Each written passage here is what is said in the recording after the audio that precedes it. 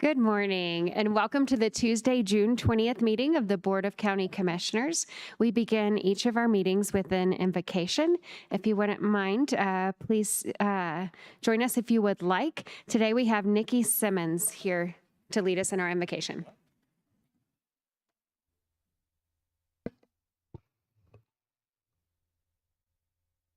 Dear Heavenly Father, we come before you today to thank you for all the blessings which you have bestowed upon us, and thank you for your goodness in our lives. We ask you to preside over this meeting to help guide our commissioners as we make decisions in the best interest of our citizens. We ask for your divine guidance in all things, and thank you for all your blessings. We say this in Jesus' name, amen. And Commissioner Geithner, would you please join us in the pledge? Lead us in the pledge.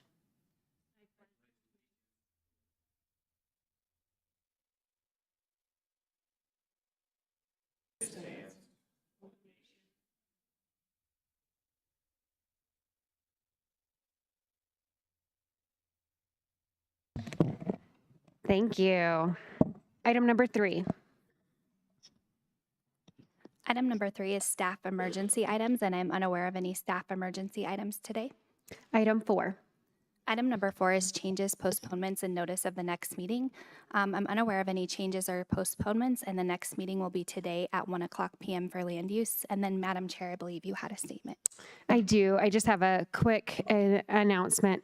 I understand that there are some people here today to comment on a matter involving a special use permit application for the Colorado Pumpkin Patch. I just wanted to let you know that that matter is not being heard on today's agenda. We're always happy to hear your comments during public comment, but please be aware that as that will be a quasi-judicial matter, that your comments won't officially be part of the record until or unless you show up on the day that that is scheduled on the agenda. Again, we're always happy to hear your comments, and we do receive your emails, and those become part of the official record. But if you're here to comment on that item, first of all, today it would need to be under items not on the agenda, and it also would not be part of that official record for that item when it's agendized. Thank you.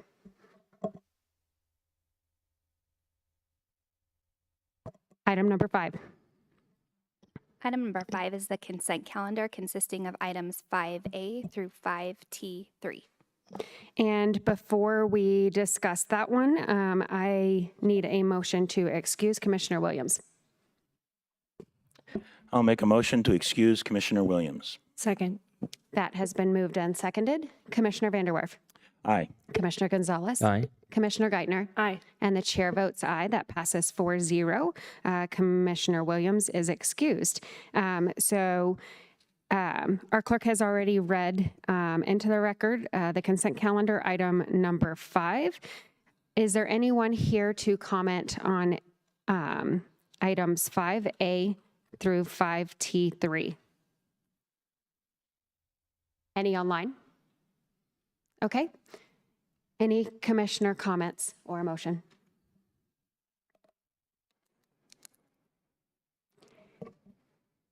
I'll move approval of items 5A through 5T3. Second. That has been moved and seconded. I will call the roll for item number 5. Commissioner Vanderwerf. Aye. Commissioner Gonzalez. Aye. Commissioner Geithner. Aye. And the chair votes aye. That passes 4-0 with Commissioner Williams excused. Item number 6. Item number 6 is comments by elected officials and commissioner liaison reports. 6A, appeal status update, Mark Flucher, assessor. Good morning.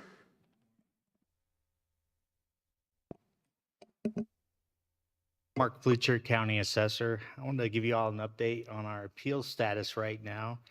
This, as most of you know, has been a very heavy year. The last time we saw these numbers were back in the 80s.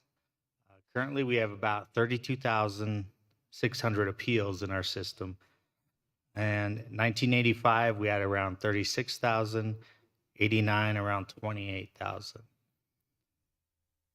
We're getting through these as quickly as possible. You're going to hear numbers like assessors adjusting 40 to 50% of every appeal that comes through. take that with a grain of salt, please. Over the weekend, I was adjusting appeals, and a gentleman had a home valued at $820,000, $743. He asked for $820,000. So obviously, we're not going to take staff time to comp out $743. We'd just give it to those people. So there will be those kinds of answers included in that 40 to 50% adjustment answer. For those who don't know, the appeal period was set up in the early 80s with the Gallagher Amendment. We are on a biennial reappraisal cycle, which means we reappraise every odd year based on sales that occurred the previous 18 to 24 months, starting June 20th of the even year preceding. Obviously, that was the strongest time in our real estate market and perfect timing to set us up for this heavy number of appeals. The assessment date, which is different than the appraisal date of June 30th, is January 1 of each year. So if a new home is constructed, we base the value on how much of that construction has occurred on June 1. Is it complete? Is it 50% under construction? But again, those values will be based on that June 30th reappraisal date. Obviously, the deadline for appeals ended June 8th. We can no longer take appeals, but that doesn't mean property owners are out of luck and can't do anything about their value. In January, early February, the county will be mailing tax bills. At that point, property owners can seek a petition for abatement of taxes. It's another way to address overvaluation issues. Thirdly, they could even wait until spring of next year, the intervening year, protest to our office, and barring any changes in physical attributes to the property, could get an adjustment for 2024 that would automatically apply to 2023. And we would process the abatement for them. So if somebody is worried that with the high level of appeals we have now, they're not going to get a proper look at their property, it's just going to be a paperwork shuffle, they can actually withdraw now and reappeal next spring. For homeowners, I understand that your mortgage company is going to reevaluate your escrow, and maybe that's not something you want to take on. CBOE will start July 5th and run through August 5th. We are already having scheduling difficulties, and hearing slots will be shorter than they have been in the past. But I know Jackie is working very hard to accommodate everybody. I have received complaints about our Comper tool. Some of those are, there's a bias in how we present time-adjusted sale price. The actual sale price of the property is in big green highlighted letters, and down in the corner is this tiny little time-adjusted sale price. That was done by the program developer when we asked them to add that time-adjusted sale price. There was no collusion or intent to hide it. What we really asked for was switching them and making the time-adjusted sale price the big green price that everybody would see.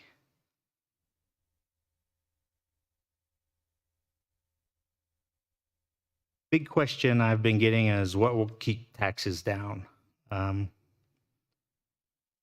There was very sensible legislation offered in January by a former assessor from Douglas County. Representative Frizzell offered House Bill 23-1054. It was killed in committee almost immediately. It would have capped valuation increases at 10%, avoiding many, many of the problems we're seeing right now.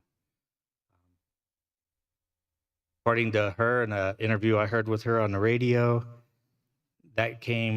killing her bill was a direct order from the governor in order for him to launch his bill at the very end of the session. The legislature knew this was coming. A year ago, they ordered assessors to provide a tax estimate on each of the notices of value, knowing that this estimate was going to scare property owners, and it certainly has. That tax estimate, the problem with it is we have to use last year's mill levies. We can't predict what's going to happen in the fall here. And mill levies will go down. I know I've talked with some folks here on this board about them going down. And it really is a scare tactic to get folks to vote for Proposition HH, and that's why I oppose it.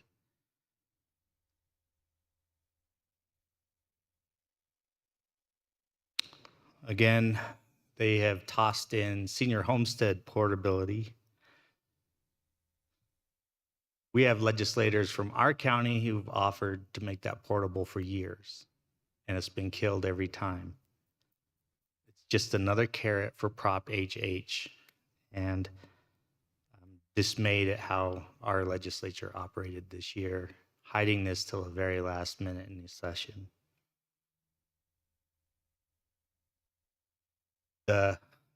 What I can offer our taxpayers, if it's any comfort, is that the mill levies will change. They may not change as much as we had hoped, but they will be lessened, and hopefully it brings tax breaks to folks who've seen these 40, 50% increases in their property values. That's all I have for you at this point. Can't see into the future, but I'm hoping for the best this fall, and I'd be happy to take any questions if there are any. Thank you. Do we have any questions from commissioners? Commissioner Gonzalez. Thank you, Madam Chair. So the mill levies, so the county, El Paso County is going to protect its citizens. Statutorily, we're required to do that. So as you mentioned, our mill levies will come down in response to changes that we are because of Tabor and our, I think it's a 5.5% rule that we have. Are the school districts mandated to reduce their mill levies, or will the school districts have to do that on their own by voting on it, the school board? They will have to do it on their own. They're mentioned in Senate Bill 108, which I would say is more of a incentive for districts to lower the mill levies with the promise that there'd be backfill. However, school districts are unique in that they can't lower their mill levy below their base, about 27 mills, or the previous mill levy if it was below 27 mills. Right, and so I bring this up, and thank you for that, because I did see in one of the Gazette, there was a letter to the editor that said, what are the counties going to do? Well, the counties are going to do exactly what we've promised and have done in the past. We will be reducing our mill levies. Residents who are concerned about this, regardless of whether HH passes or not, and I think it'd actually be worse if HH passes, school districts can keep almost all of this money. So residents should be talking to their school districts today saying, what will you be doing at the end of the year? Because if there is a big spike in your tax increase, it will come through the school districts, because those mill levies, the majority of that money goes to the school districts. And this is not saying anything negative against schools, but if you are concerned about how much you're going to pay in property taxes, you need to talk to your school districts, because that's where the majority of that money will go to. So get them on board now, that they will do what's right and help out our families. Thank you. Commissioner Geithner. Yes, thank you. I think that brings up a really interesting point, and I had a phone conversation yesterday with a constituent around some of these exact issues. I really appreciate you taking the time and helping to explain this, because it is really complicated for residents to try and figure out, who's going and planning to do what, who's covered by Tabor, who's not, especially for a lot of our newer residents who are a little more unfamiliar with how things work here. But I will say too, I do encourage people to reach out to their school districts. They're all very different. And as I began to call around and have conversations with school board members and asking them, if they considered giving some sort of property tax relief this year, the one thing that I found is we have a lot of various different situations where we have, I believe, D20 and I believe D11, but don't quote me on that, are all, their mill levies are dollar amount capped. So they have some amount of cap, but not necessarily all of them are. So I don't know the situation for each school district, and that's a really good point, is to reach out and get that information about how the MLO works in your specific school district, because it is very different depending upon where you live. And as we know, there are lots of different taxing districts. So that's going to be a challenge for folks to figure out for sure. But thank you very much for taking the time, because I do think this is helpful for residents. Well, I think part of the impetus behind Senate Bill 108 is to get tax districts that have detabered to lower their mill levy without fear of some kind of ratchet down effect on them. I hope they take that to heart and use it. I believe Douglas County itself is detabered. So talking to Commissioner Williams, I think District 38 is not detabered. So there's some comparisons there. But I do believe tax relief is possible through the mill levies if citizens are involved, attend those meetings, and even get on those boards. Because a lot of the boards are still controlled by the original creators, the developers, and they're meant to be controlled by the residents. Commissioner Vanderwerf. Thank you, Madam Chair.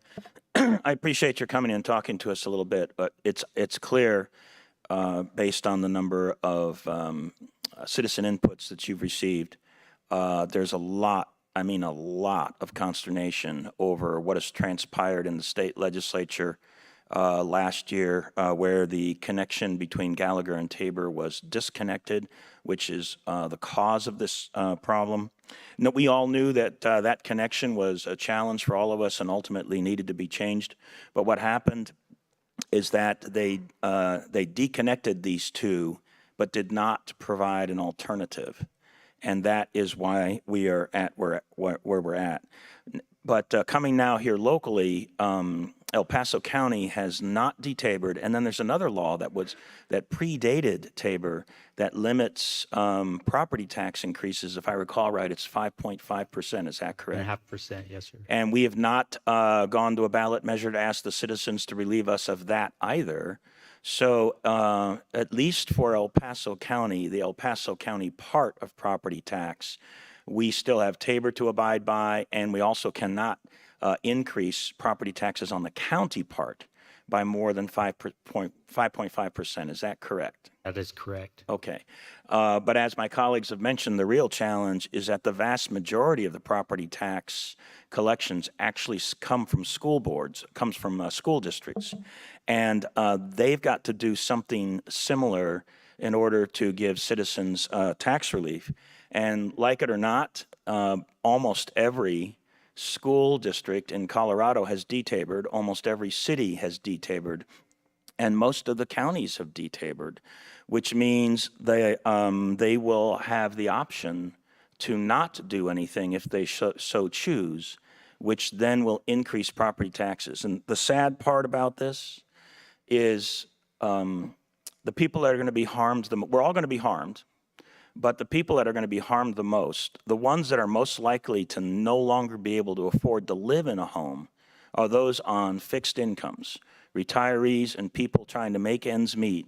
And they're going to now be forced with paying their property tax because of an insensitive group of governments, or eating, or maybe fixing their car. And many of them they're going to have to leave their house. And this is a really unfortunate consequence, in my humble opinion, of an egregious amount of government intervention where the government had created problems to begin with. Then they used legislation to create more problems from the original problems. And this just kind of keeps on going. Now, I appreciate Senate Bill 108 because it gives local government an option that I believe it only, I don't know if it applies to people that have detabered. It does apply to people that have detabered. Does it apply to people that have not detabered? Does 108 apply? I didn't see language separating the two in it. Okay, so it applies to both. So all local government could use 108, but it is optional. They don't have to. So this is a real mess. This is a huge mess, all done by the state legislature. And I'm just really sad about what is transpiring here. And so I appreciate your coming and talking to us. And there's going to be a lot of work that we're all going to have to do together to get this fixed. And I can only hope that we will we'll be able to build a pretty big coalition across the state of Colorado and force the legislature to address this in proper ways, which I do not see with the ballot measure at this time. Thank you. Thank you for your time. Assessor Flucher, thank you so much for your time and your update. We appreciate it. Are there any other countywide elected officials online? I see none in the audience, so Commissioner Vanderwerf, you're up. Thank you, Madam Chair. Well, I had a great weekend. My son got married. Yay! And that all went well. There was no cold feet at the last moment, and that was successful. That was we held that wedding in Seattle, and amazingly, the rain held off for the wedding, and it was close. About 2 hours after the wedding, it started raining again. So that was a great weekend. As far as what's coming up this week for me, tomorrow I will be participating in the State Board of Health meeting. And on Friday, I'll be participating in the Pikes Peak Hill Climb Fan Fest that I think will be a lot of fun. I believe it's tomorrow morning is the Western Street Breakfast, and I'll be coming out for that and to enjoy that. That's always a great event, and that'll be a lot of fun tomorrow. I believe that is all I have. So thank you very much. Thank you. Commissioner Gonzalez. Thank you, Madam Chair. I too will be attending the street breakfast tomorrow morning. I always look forward to that. Also, a tomorrow night redistricting meeting out in District 3, I believe, or 2. So we'll be doing that tomorrow night. Also participating Thursday mid-morning on a military road infrastructure project program off of Highway 94 next to a Schriever Space Force Base. That's another MAMSIP program. I did a ribbon cutting just a couple of weeks ago down by Fort Carson and Fountain, and then doing a second one here. So it's great to see that those projects are moving along and really going to support both our military and our residents here in those areas. Then also Hill Climb opening weekend reception later this week as well. I'll be attending. And then I'm really looking forward to a Friday afternoon Panorama Park in Southeast Colorado Springs. We'll be doing the art exhibit grand opening for the park. And so I'm looking forward to a lot of great activities, events, and representing our residents at our upcoming events. Thank you. Commissioner Geithner. Thank you. It was busy weekend and start to a week this week. Want to thank everybody for the tremendous work that went into the Kite Festival and Falcon over the weekend. We were very fortunate to have several hours of beautiful weather that opened up, and I really enjoyed flying a kite out there, watching all of the joy on the faces of so many children, and watching families just have a great time and a great space to get together on that. So thank you for your hard work. Yesterday, I spent the day at Smith Farms, which Smith Farms is a local agricultural stand in the Falcon area off of Highway 24, if you're familiar with it. They grow their produce down in Rocky Ford, and so I was able to go down and take a look at their operations, see how things are going this year. Unsurprisingly to most of us, there's been a lot of rain and also a lot of cooler temperatures, and it was very interesting to hear Adam Smith, who is the farmer, he and his team down there talking about the challenge of having so much rain. It's not what you would necessarily think of, but certainly it presents its own set of challenges for those folks. That was a great opportunity to go down and see the innovation that is happening down there, which ultimately results in a lot of really great fresh produce for our community during the summer. So I look forward to that ag stand opening, I believe, July 1st. So tomorrow, yes, I have the street breakfast, lots going on tomorrow. I have not figured out yet how to be in multiple places at one time. So though there will be a library board meeting, I will jump on that virtually as I'm able to before the redistricting meeting at 5:30, and the Fair Advisory Board, which is going on out in Callahan, I will not be able to attend because obviously an overlap. But I know that that is going on there as well. The rest of the week is also filled with lots of meetings with community partners, and look forward to another busy week and hopefully a warmer one. Appreciate all of the rain, but looking for those warm temperatures hopefully now. Thank you. Thank you, Commissioner Geithner. I think you maybe missed a little bit of a joke with Adam Smith. That's economics from the ground up, exactly how everything starts. Thank you very much. So I too will be attending the street breakfast. I will probably be there before most of you. I've been asked to be there at about 5:30. So I will be rising with the sun and the Cowboys to enjoy that great tradition here on Tejon Street downtown. Then I know later this weekend, we do have the Pikes Peak Hill Climb. I have several internal meetings this week. I'll also likely attend the Panorama Park art revealing, and that was rescheduled from a couple of weeks ago. We do have our redistricting meeting, as my colleagues have said. That one is at Mountain View Academy on Wednesday at 5:30 p.m. And then, as you heard rather emotionally with Raw News last week, Stephanie Finley Fortune was a very special person to this community, and I will be spending some time celebrating her life with many of our friends and community members here through the next few days. I think that is it for me, and hearing no other comments by elected officials, we will move to item number 7. Item number 7 is Community Service Organization Reports. 7A, Careers in Construction, Marla Novak, Vice President of Government Affairs, Housing and Building Association of Colorado Springs. Welcome. Good morning, Commissioners.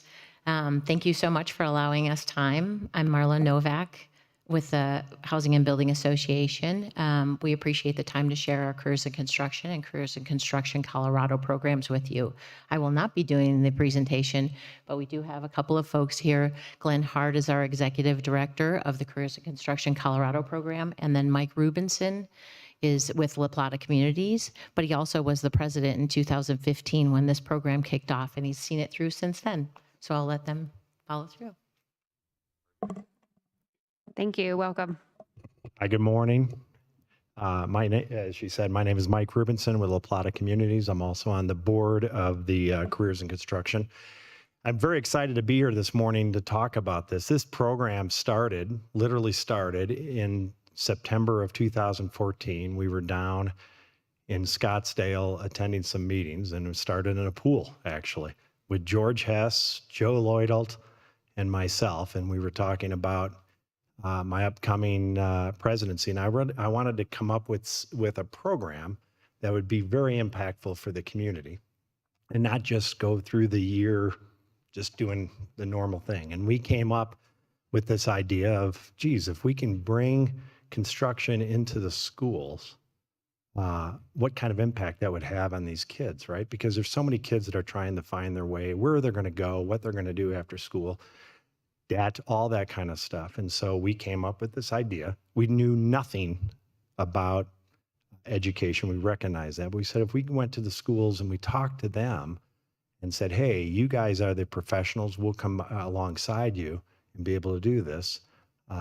Let's do it. So from the pool, I brought in all the past, or a large number of past HBA presidents, and we rolled this out. We said, this is what we want to do in 2015 and kick this off. And it was met with incredible support by the ex-presidents. And then we took it to the HBA, and that's how it started. And as we're going to show you here today, the program has just grown immensely. And it's a really, really impactful organization and an impactful group of people that are working on this program. So with that, oh, that's the pointer. How do I move this along?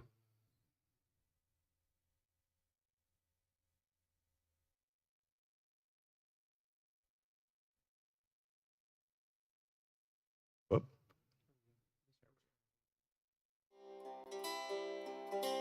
That's right, it's working.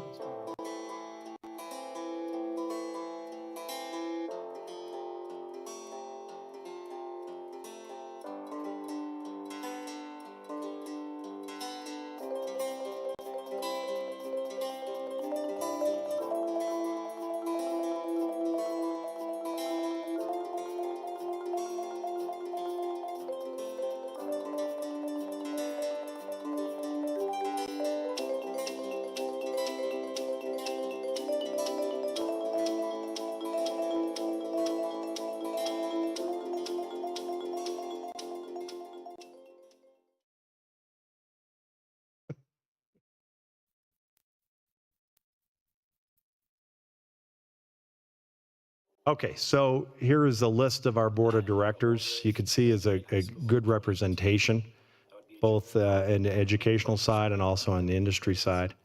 I'm currently a board member, and you can see all the way George Hess is the chair, John Bissett is the vice chair. You can see the other members of the board. Our mission and our vision are pretty straightforward. It kind of ties what we're talking about here, and you can read the vision and you can read the mission, but basically, you know, we come alongside educators, we come alongside students, and we work together to not only teach the skills that are going to be very important for kids that want to go into that industry, but also I lost my thought. So also just the importance of it all the way around. So we've come in, you know, we recognized early on we needed to sell this type of an approach to a lot of kids, because high schools were so focused on just getting kids prepared for college, et cetera. And you know, we recognized there was a huge need for this, and the educators, they recognize there was a huge need for this, and it's, again, it's been so impactful, and it's wonderful to see the stories and the lives that are being changed. You can see our values. We sat down and said, these are our values, right? Learning, inclusiveness, collaboration, employment, success. You know, we want to teach the kids the skills, the values of having a career in the construction industry, the ability for them to make a very good living, to really be an impact to the society. Inclusiveness. Our program is open to everybody. We open it up to everybody. The number of you know, our program has more girls and women in it than on a national average that you're seeing in construction. That's exciting for us. Collaboration, I've touched on that. You know, we really have worked with the educators, but also our industry. A number of people that are in the construction industry, they're the first to raise their hands to say, "Hey, how can I help? Where can we fit in? How can we donate to this program?" Because they recognize it to be such a great program. Employment. One of the things that we really identified early on is, okay, we can teach them skills, but we got to make sure that we get them into the industry, into the jobs that they can support their families, support themselves. And Glenn will touch on that, but that's been extremely successful as well. And then again, empower students being employable, productive citizens. That's what really turned me on about this program and turned on the people that are involved at the HBA and elsewhere, is to say, hey, we can really make these kids be productive, and you know, it's not just handing out, it's a hand up, right? So that was a very important thing. So I'll turn this over to Glenn, and he'll take it from here. Thank you very much. Thank you very much. My name is Glenn Hardemy, Executive Director with Careers in Construction Colorado. And to piggyback on a little bit on what Mike said in terms of the inception of the program, I'm a retired high school principal, and I spent 24 of my 26 years in public education here in El Paso County in one specific school district. And I could have dreamed a construction program that could have impacted a handful of kids. But what has made the difference is the support of organizations like the Board of County Commissioners, the City Council, and the industry partners that are so highly engaged in this program. This program is industry driven. It was started as a committee of the Housing and Building Association, and it has grown to become what you see or what you'll hear more about right now. As Mr. Rubinson said, the program started in 2015 with one class of students, and there were about 23 students in that class. To date, we just finished the 2022-2023 school year with 2,773 kids enrolled statewide. I would like to, I should go back, if I can go back. I can't go back. But if you reference that map that you saw earlier, the locations for the program have grown tremendously. As we said, it started here in Colorado Springs, and we've developed a model that allows us to support other trade associations around the state in sponsoring schools in their geographic area. So you'll see that we have a fairly decent representation of schools throughout the state of Colorado, which results in that ultimate 2,773 enrollment.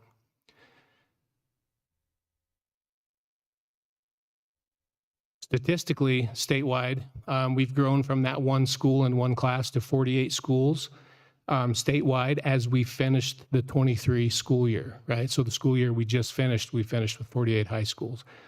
We now have at least 10 more high schools ready to roll, ready to start the program next fall, probably a good handful more than that. We have tried 5 trade association sponsors, meaning Colorado Springs HBA is a trade sponsor. It's a chapter of Careers in Construction. The AGC and the Construction Education Foundation in Denver sponsor schools in their geographic area. Northern Colorado HBA sponsors schools in their geographic area. Southwest Colorado HBA and Summit County Trade Association. All of those partners are, again, supporting schools in their local area. To date, cumulatively, we've had almost 8,000 students enrolled in the program. There have been cumulatively 2,827 PACT certificates. Those certificates are recognized by the United States Department of Labor, the Colorado Department of Labor, obviously Colorado Department of Education. Those certificates demonstrate employability at an entry level. So 2,827 PACT certificates were earned cumulatively through the school year. I'd like to just expand on that just a little bit with some of our 2022-2023 school year statistics to demonstrate the growth. Just this school year, we had 2,112 students earn PACT certificates. So we almost doubled that number in one school year. To date, we've had 983 OSHA 10 certificates earned. Just this school year, with the rough data that we've just compiled, just this school year, we've had over 1,000 students earn OSHA 10. 693 students to date have been employed as a result of this program in the construction industry. On top of that, 299 students have been employed this summer at the conclusion of this school year. So as Mike mentioned, the program is growing and it's working. Specific to Colorado Springs and El Paso County, we have 16 high school locations, over 1,000 students actively enrolled. 6 of our schools build 1,200 square foot modular homes on their school property. I've seen many of you at ceremonies with those schools. Cumulatively, we've had 500 plus students enrolled. Another statistic I'd like to share with our local chapter of CICC is that the majority of the students are eligible from grades 9 through 12. It's typically the juniors and seniors, 11th and 12th graders, that are eligible to be employed, right? They're old enough and they're eligible. This school year here locally, we had 181 students that were eligible and interested in employment in the construction industry. 124 of those students is currently employed in the industry. Speaks to the success of the program and the fact that it's working. The goals. in terms of the program is to reach 65 schools by year 2025. That would result in around 5,000 students learning about the construction industry every day, and 20% of those students employed in the construction industry. One more quick video, and then we'll take questions. Oh, I missed it.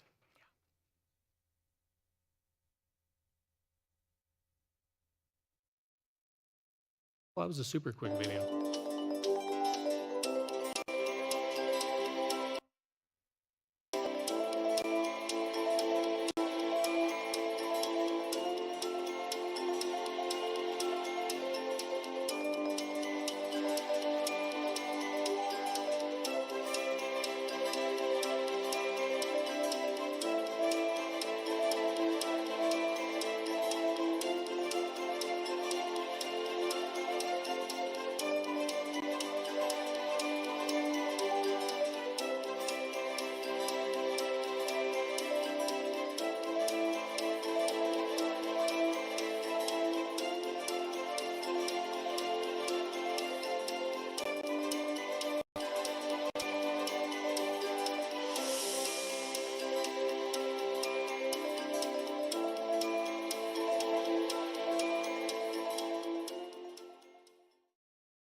Real quick, the reason we like to bring these little videos is to bring numbers on a sheet to reality, right? And to recognize that these students are not just numbers on a sheet.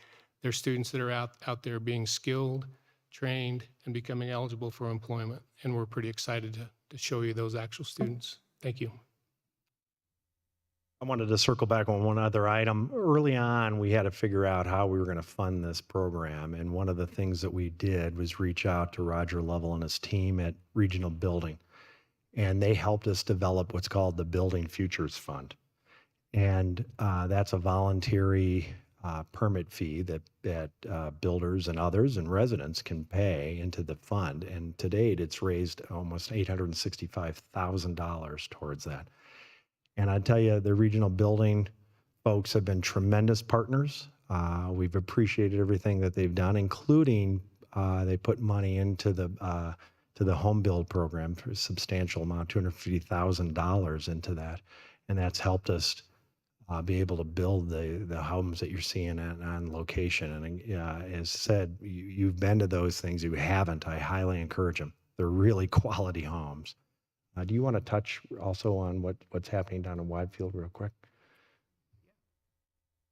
So another really exciting, and I don't have a real great description in a lot of detail, but we're in process of working with Widefield School District in partnership with Habitat for Humanity to utilize some property that is owned by District 3 to partner with Habitat to utilize these homes that are being built by our students in our classrooms and our shops for affordable teacher housing and affordable housing in that Widefield area. Super, super exciting program if we can pull it together. When we pull it together. Well, you have a track record of that, so we'll look forward to seeing that. Any comments or questions from up here? Commissioner Vanderweer. Thank you, Madam Chair.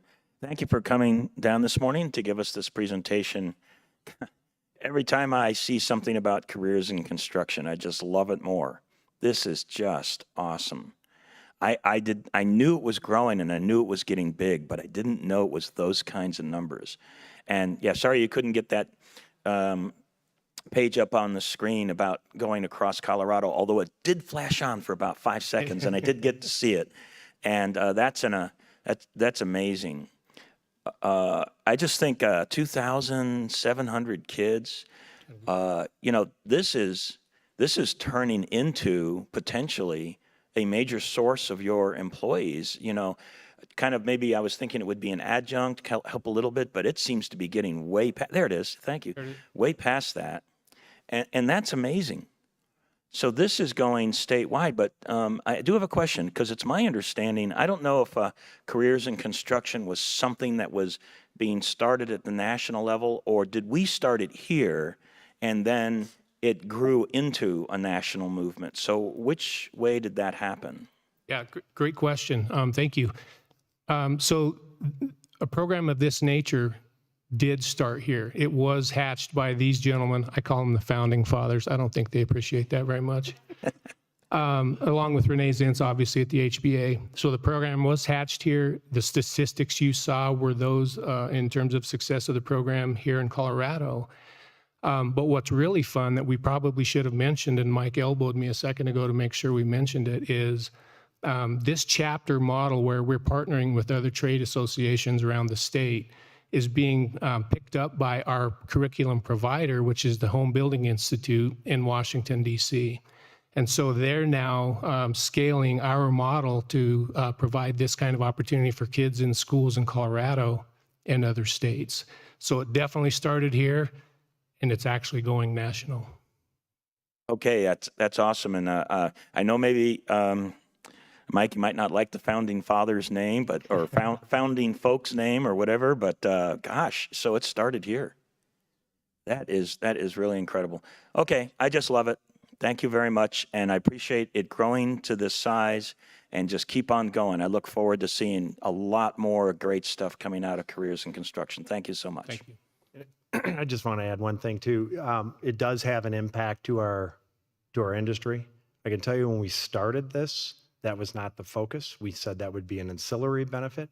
Our focus strictly was, what can we do to help the kids in the schools, right? How can we make an impact to the community? And then it's grown into that. But again, I see that as a secondary impact because our industry is aging, right? So bringing younger people into the industry is really important. But our focus really was the impact to the kids. Great. Commissioner Gonzalez. Thank you, Madam Chair. So thanks, appreciate all this. I've gone to several of the builds. You have them there, I think, off of Bradley. They're on the south side of, just south of the airport. So I've gotten to see the construction, the finished products. So it's amazing and to see all that. And as you see the numbers grown in just in the last several years that since Commissioner Van Werf and I have been county commissioners, seeing those numbers because we get this update just generally every year, see the numbers explode, which is amazing. Also really nice to hear that I guess some great ideas come from hot tub discussions.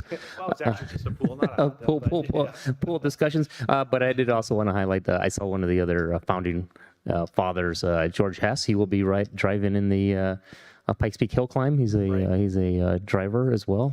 But no, I've just seen the numbers here is just amazing. And as a former middle school teacher, I just appreciate seeing all this great work that does definitely benefit our students.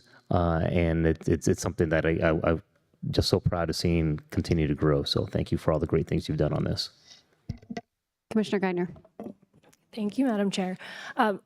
Wonderful to get this update. I think that it's really phenomenal when we have something like such a great vision for our community, but to actually see it really come together in black and white, and to really truly see the huge strides that you've taken in really growing this program. And it's a huge testament to our business community, those of you who have participated in this, that not only could you see where there was a need for our kids, but you knew how to get it done. And that's pretty phenomenal.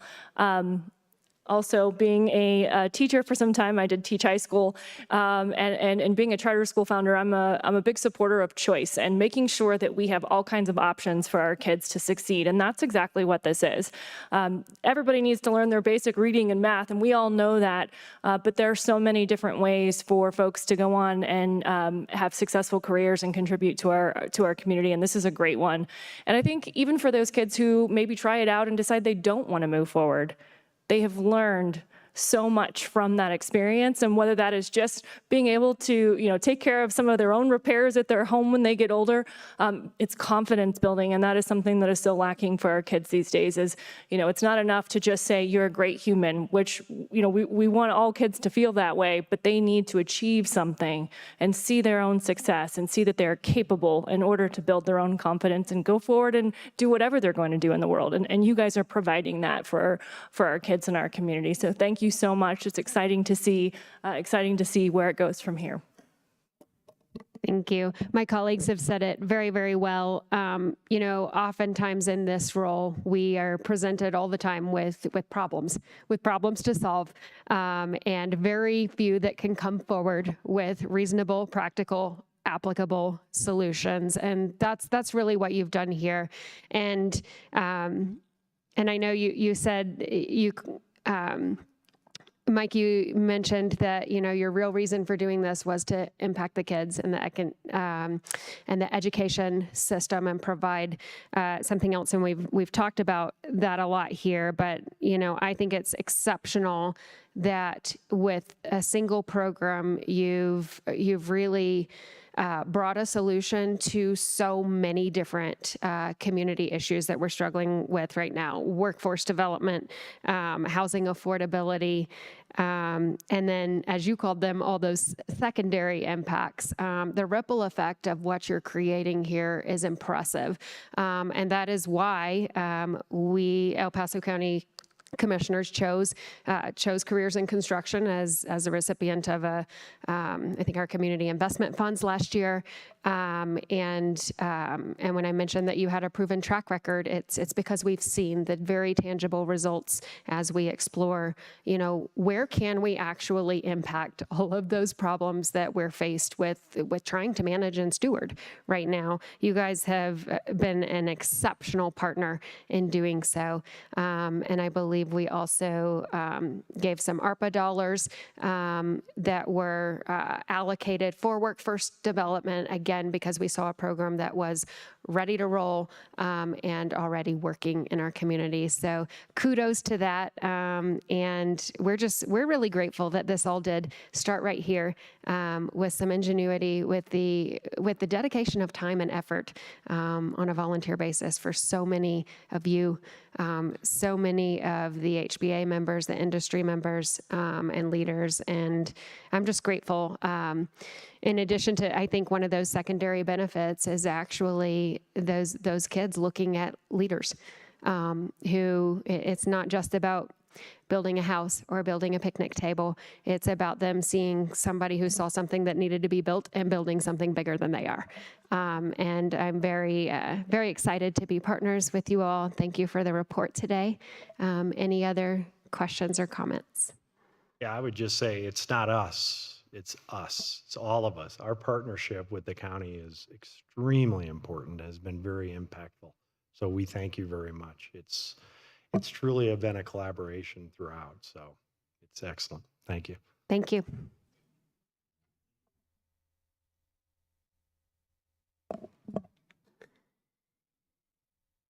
Item number 8.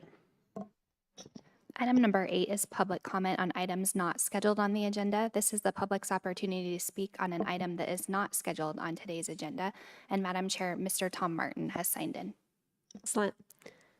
Mr. Martin, please introduce yourself and you'll have 3 minutes.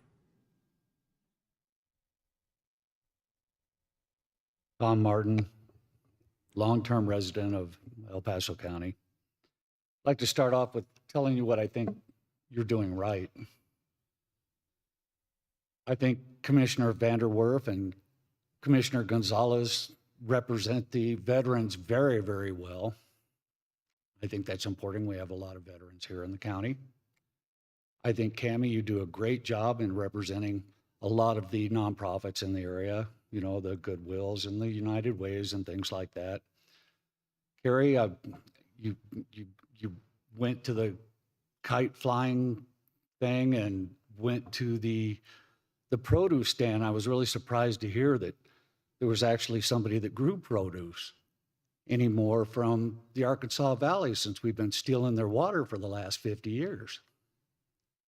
I go out there on Highway 50 quite often, out there on Los Animas and Rocky Ford, Grenada, all the way out to our ex-governor's city, Holly. And there are less and less and less produce growers because the Front Range has bought the water rights to all those farms. So there's a lot of vacant land that's getting pretty dusty out there. A few of them are still hanging around, so we get to enjoy that. It's It's been nice and rainy. The parks have been green. Does everybody like seeing the parks green?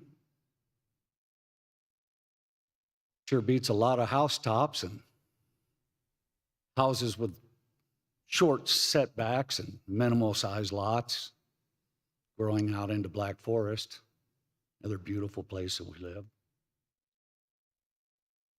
Yes, I'm here to talk about land use and development. Kind of missed out on the carport deal.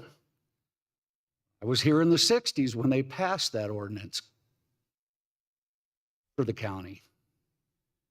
And they did that because carports obstruct the view of Pikes Peak from your neighbor.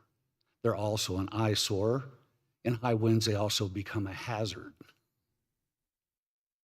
It just seems to me that you are constantly on the wrong track when it comes to land use and development.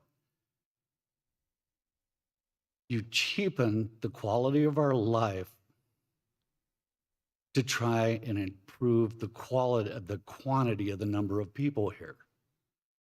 And I think things are going to change. People are starting to see it. People aren't happy with the pollution, the congestion, the trash, the crime. It isn't worth it. This unconstrained growth, we need to be more responsible with our land use.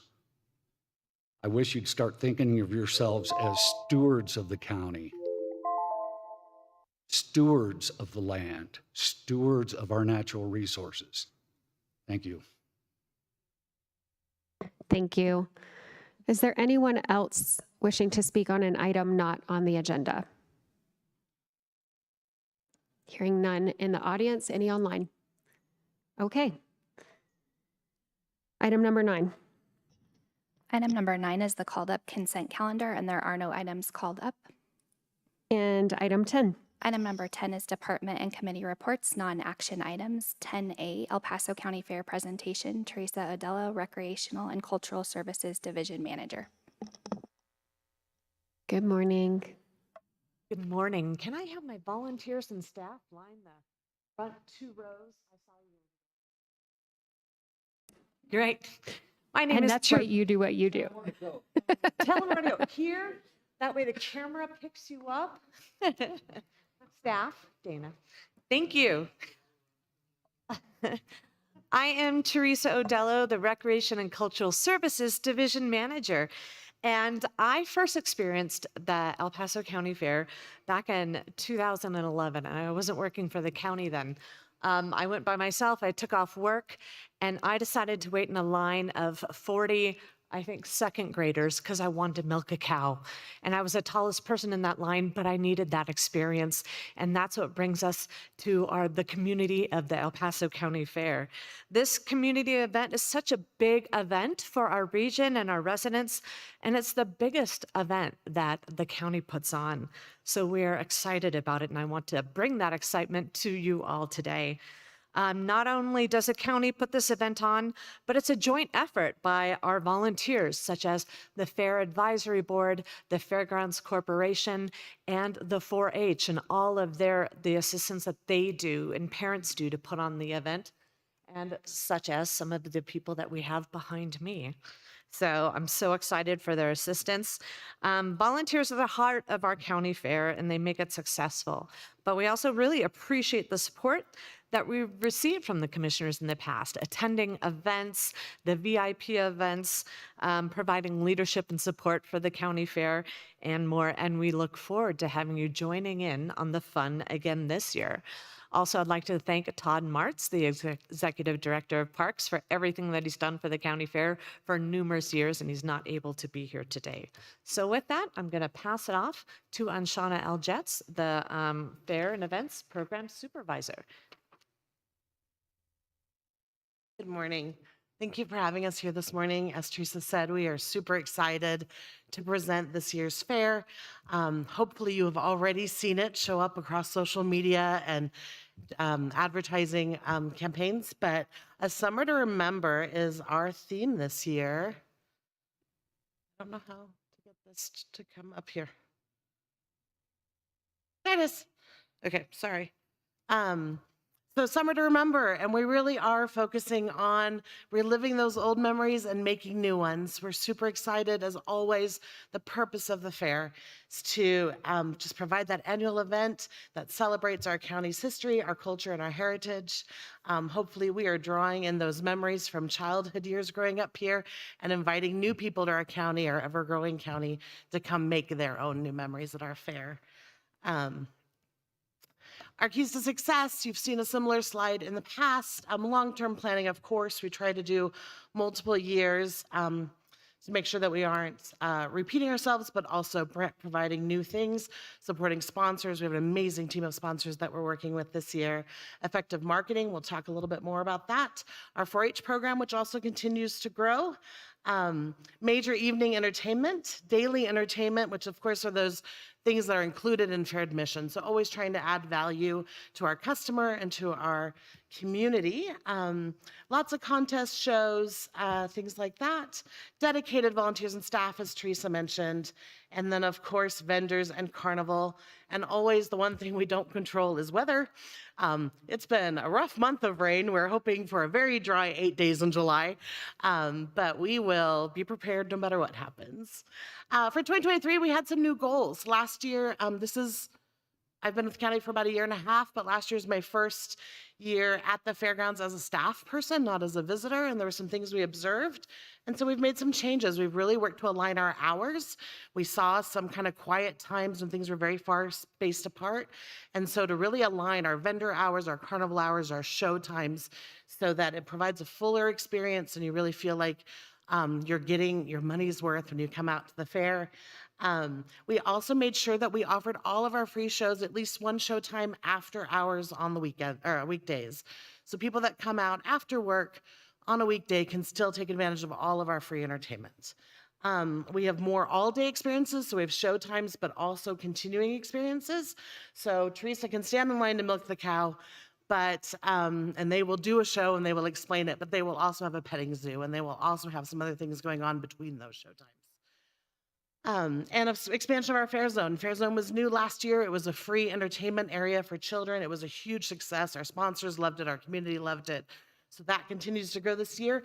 Actually, the county will be joining us in the Fair Zone this year. So we'll have a county booth out there. I believe some of you might put in an appearance. I heard rumors of a dunk tank. I don't know if that came to me, but and our nightly concerts. For the first time ever, we will do concerts every night of the fair, not just on the nights of our ticketed entertainment. Speaking of daily entertainment that is included in admission, our butterfly encounter is back by popular demand. It was requested several times. So they will come back. You'll be able to walk through the butterflies. Animals That Built America is a new show. It also has an ongoing experience portion, but their show times are those animals that highlight the history and the culture of agriculture in this country. Texas Longhorn, draft horses, oxen, and camel. Now, if you're like me and you said, wait, how did a camel help build America? I don't know either, but if you come to the show, I have a feeling we will all find out together. So Cowtown, Teresa referenced, is our hands-on kind of milking, butter churning, barn experience. And then we're bringing in a fun bubble stage show. You know, if you picture those giant bubble wands, you know, that can trap a whole family inside of them. So they'll be on our stages 4 times a day as well. Our ticketed entertainment, we have our favorites, the auto races and the demo derby. Demo Derby is already probably more than halfway to sold out, so it will be a packed grandstands again this year. We are doubling up on the auto races this year. We've split them. It's always a very long night, so we're going to do sprint cars one night, stock cars another. Bringing back a full rodeo. We haven't had that in a number of years at the county fair. We've had bull riding, so bringing back a full rodeo. If you have little ones, bringing back mutton busting and steer riding beforehand. So we're going to have a good time that Sunday. And our new event this year is the Laser Light Show. They came out in 21, kind of in that post-COVID era, and did a drive-in laser light show. Super popular, drew a lot of the population in the city. So we've invited them back, partnered with them on our ticketed event, and really looking forward to providing something new and maybe drawing a slightly different audience than we have always traditionally drawn. Marketing, you know, it is such a crazy world, and thankfully we have an amazing team here at the county that helps us with this. But we have all our traditional channels, TV and radio and fair guides and newspapers. And then this year we've done a heavy focus on news sources. So we've increased our social media, we've increased billboards. We're doing some in-restaurant and bar marketing on those television screens that you see in sports bars. We are adding posters at the DMV, screens out, where there's digital screens in Calhan and maybe at the county offices. We really try to leverage, and then billboards is another big one we're bringing back. I don't think we've done billboards in a number of years. We've got a big one on Powers and a big one on 24. So really trying to leverage new attention, especially to those people that have not been to the fair before or have not been here that long. So I mentioned the DMV placements, postcards at every window, flyers at the doors. We're super excited. And we've got QR codes on those to help us track. Kids activity placemats. We started this last year. We put them in restaurants. And last year we had about 6 restaurants, about 1,500 or 2,000 of them. This year we're up to 11 restaurants and about 3,000 of them. So they're out in our community. We continue to expand that, just kind of section of town at a time. But we're excited. Those actually just went out last weekend. So if you go out to eat, mainly on the east side of town, hopefully you'll see one of these. Creative Arts is bringing back, 4-H is bringing back their creative clovers. Every year our clubs decorate them, and then you can vote on your favorite. They then get hung in Whittemore. So if you go into Whittemore right now, you'll see the last 3 years worth on the walls. And it's starting to look pretty colorful in there. And these are our goals. Our attendance goal, which we've exceeded for a number of years now, but our attendance goal is 25,000. Sponsorship goal is 80,000, and Dana Nordstrom is here. And we can proudly say we've already met and exceeded that goal. And our revenue goal is 250,000. That breaks down with gate admission, sponsorship, vendors, and carnival. The only one we don't have numbers on, well, I guess 2, gate admission and carnival, of course, but our vendors and our sponsorship are well ahead of schedule. We are expecting a really great year at the fair this year. And our amazing sponsors. We could not do what we do without them. And so new ones this year, we've added Ed Green Construction as our presenting sponsor. We've brought in the Coast Guard. And then, of course, we have so many that are recurring, that have been faithful with us every year. So we want to make sure we acknowledge them. Founding sponsors of Ed Glazer Propane and Farmer State Bank have been with us from the beginning. So. And that is all I have for you today. I'm going to introduce you to Kate Watson. She is our Queen Coordinator and our Fair Advisory Board member, and she's going to introduce our Queen. Good morning, Commissioners, Madam Chair. Thank you for giving us this opportunity to speak about the fair. Also, not only thank you for your continued support of the fair, but also the El Paso County Fair Queen program. As Anshana said, I'm Kate Watson, the El Paso County Fair Queen Coordinator, and along with my co-coordinator, Amanda Henson, we're responsible for scheduling, coordinating, and escorting the Fair Queen while she promotes the El Paso County Fair. This year we have Annika Normandy. She is the 17-year-old daughter of Kristen Stites and Rich Normandy of Peyton, Colorado. She's a recent graduate of Peyton High School, where she was the captain of the varsity volleyball team and the vice president of her class. Annika proudly lettered in academically all 4 years of high school. Annika was a member of the El Paso County Hearts and Hooves 4-H Club for 8 years, where she also served as secretary and treasurer. She was also a member of the Pikes Peak Rangerettes for 4 years and was captain of the 2022 season. Annika has multiple other equine achievements, including her most recent, the APHA Youth Champion at the 2023 National Western Stock Show. In the future, Annika plans to get a degree in communication and journalism with a minor in agriculture from Colorado State University. I'm super proud of her and her passion for the El Paso County Fair, and with that, we'll bring her up here.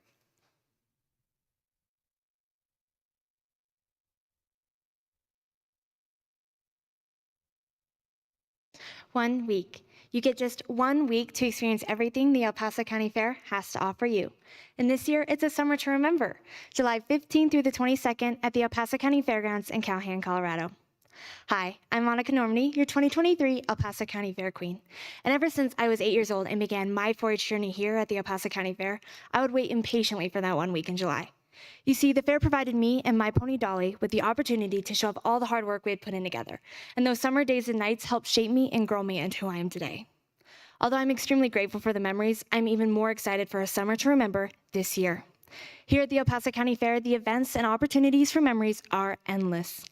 New at the fair this year, we will be featuring a full-length laser light show Friday, July 21st, and CPRA Rodeo Sunday, July 16th. Standard ticketed events include auto races on the 15th and 17th and Demolition Derby on the 22nd. Plus, a carnival held afternoons and evenings daily. Tickets can be purchased online at elpasocountyfair.com. We also have amazing live entertainment, featuring our interactive butterfly encounter, Jeff Boyer's Bubble Show, and Cowtown. Plus, live music from familiar favorites Exit West, Ashley and the Long Shot Revival, and many more. Don't forget about our amazing admission deals and themes happening every single day of the week, starting Saturday, July 15th with Military Appreciation Day, giving free general admission for all military independent families. Sunday, July 16th is Western and Hispanic Heritage Day, plus the CPRA Rodeo at 3 o'clock that afternoon. Monday, July 17th is El Paso County Day, giving free general admission for all. Tuesday, July 18th is Senior Day. Seniors get $3 general admission, free brunch at 11 a.m., and a free slice of pie at 3. Wednesday, July 19th is Dollar Day. Admission is only $1. Thursday, July 20th is Presenting Sponsors Day, giving $4 general admission and $4 beer at the Beer Garden. Friday, July 21st is Agricultural Day. And finally, wrapping up the fair along with the Junior Livestock Sale, Saturday, July 22nd is First Responders Day, giving $1 off general admission for all first responder heroes. Have I roped you now, and are you ready to experience your summer to remember? We'll come on down to the 2023 El Paso County Fair, July 15th through the 22nd at the El Paso County Fairgrounds in Calhoun, Colorado. I'll see you there. Thanks. And now for our commercial.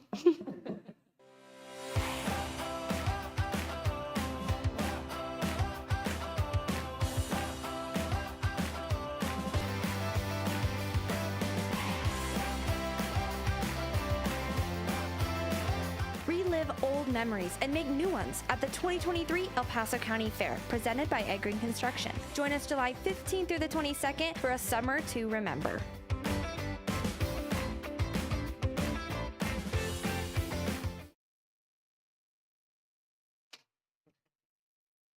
We would like to also give you El Paso County Fair pins for this year. Annika will drop those off. So thank you so much for coming. We hope that you're excited about this.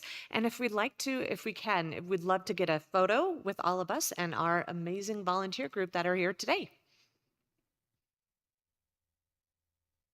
Thank you very much. Yes, we would love to get that photo, and I'll ask Blake if we can just leave that, what's on the screen now there, and we will take a brief recess and take 2 photos. We would like to do one with Careers in Construction as well, if you're able to pull their logo up after that one. Okay, thank you.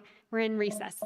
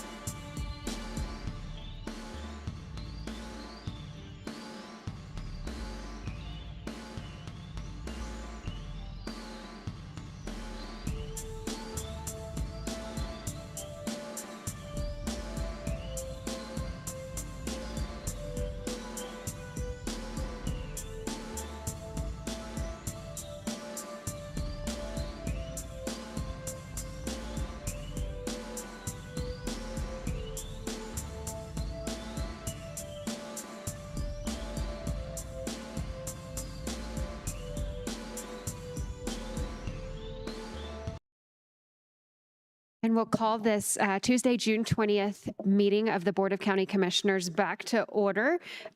We just received the El Paso County Fair presentation and did our photo opportunities with them, but I didn't get a chance to bring it back up here for commissioner comments on that. So Commissioner Vanderwerf, we will start with you.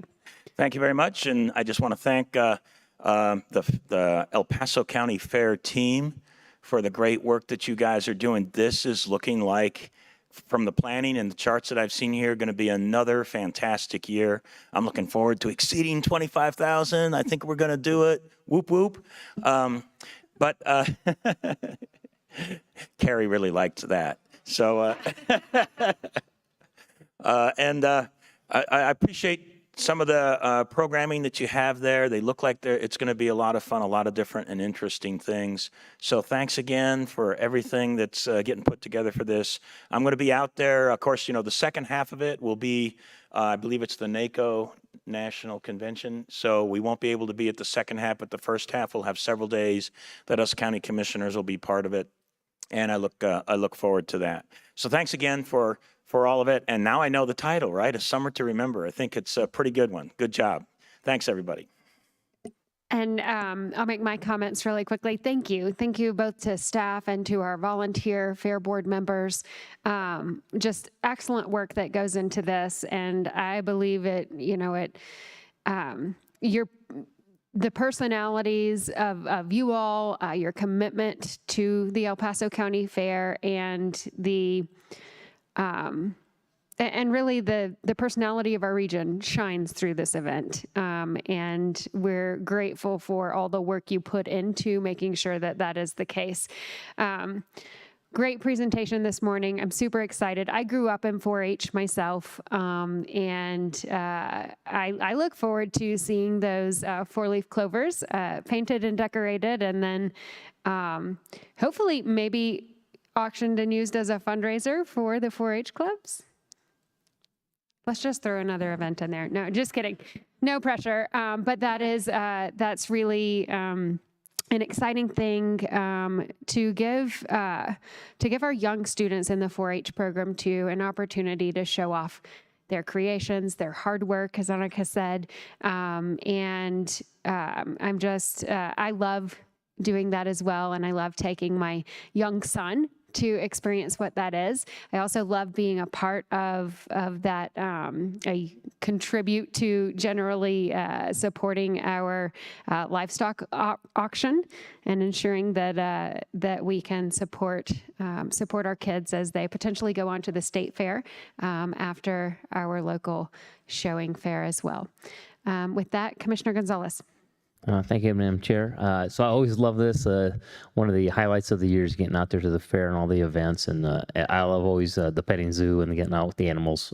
Growing up, we had chickens and goats, and so I always appreciate. Everybody knows I like taking the photos with the goats and hanging out, and so it's one of my favorite things times of the year, and just seeing everybody, especially in support of the 4-H, it's amazing. So thanks for all the great things all the volunteers have been doing, all the sponsors, and I'm looking forward to it. Commissioner Geithner. Thank you, Madam Chair. Well, just like everyone else, I'm super grateful for all the work that has gone into the fair. A couple of things that haven't been mentioned that I do want to mention is we kind of breezed through that slide of the being self-sustaining, and I really love that. I think it's something really unique that we do here in El Paso County. I've talked to a lot of commissioners across the state, and the fact that our fair is self-sustaining is really remarkable and a testament to how much work goes into not just the actual fair events, but the entire program and making sure that we are able to do that. So I really appreciate that. As so many others have said, it's such a great opportunity for our community to come out. I love hearing your story about milking the cow, because one of the things that I love about the fair is the opportunity for so many people to really understand and experience. We don't just go to the grocery store to get the gallon of milk. There's somebody out there early in the morning doing that hard work, and helping people understand that, I think, builds a lot of respect for our folks who work in ag. And I think that's a really, really important thing. Coming on the day after being down at a farm in Rocky Ford, I can tell you the work that our farmers and our ranchers put in is just so incredible. There really is, we sometimes complain about driving on the roads with snow or, having to get up extra early, and I certainly do that. But, there are folks out there who are living that life every single day. There's no break when it's snowing. They don't get a day off from work. As a matter of fact, they're out there working really hard, having to be right out there in it. And that's all to provide for the rest of us. And so it's a really, really important thing that the fair highlights. I also think it's really important on a day like today where we're talking about careers in construction. 4-H is another one of those programs, and the fair, it provides for those kids an opportunity to learn about something that they may want to do in the future. They maybe want to become a farmer or rancher, but not just that, the experience of going through and raising those animals, parting with those animals. It's always a hard thing to see every year for kids who are new to this. Those are character building experiences that they really need in order to build up their confidence. And that is something that is really special. If you've gone to the stock show, walked around, talked to those kids, they work really hard for the fair. And they are so professional. It's always so impressive. When they stick out their hand, they're ready to shake your hand and talk to you about what they've been doing and what they've been feeding their animals. These kids are really impressive. So I just thank you for all the work that is going into this. And I look forward to spending some time out there. I will not be attending NACO. I'm going to be staying, so I will get to participate in a whole lot of the fair. So thank you so much for the work that you do, especially thanks to our volunteer fair board who puts in a lot of work. Thank you. Thank you, Commissioner Geithner. Thank you very much. Thanks for sticking around.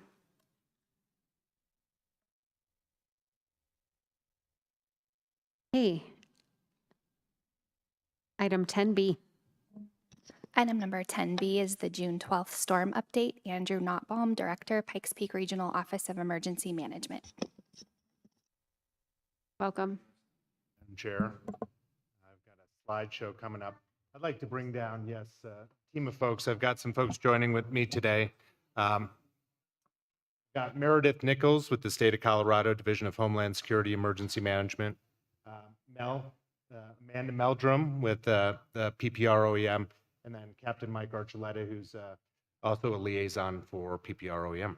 So with that, here, going to give you an update on the June 12th storm. And let's see.